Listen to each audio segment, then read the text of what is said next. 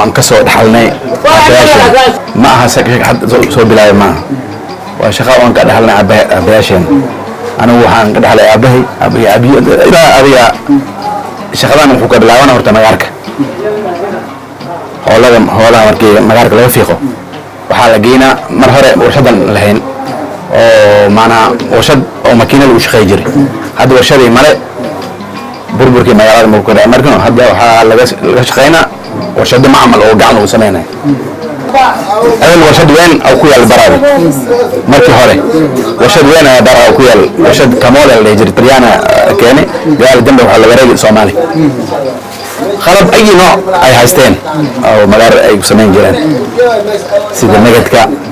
waxa oo nagadka wareejinaya magaarkii dhan wala khasay oo makiinay ahayd waa magaar horta dil fiir daawo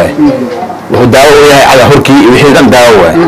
fiir ma hada afta jilisiga agay ku qawoojina wixii plastic dhan ay ku hura wixii adiga isfiilita laakiin gawahan plastic ma wareey jira la qaada hadda warajafeen aan leenahay maadaama dawladda noo dhisanta ilaahay farasiyo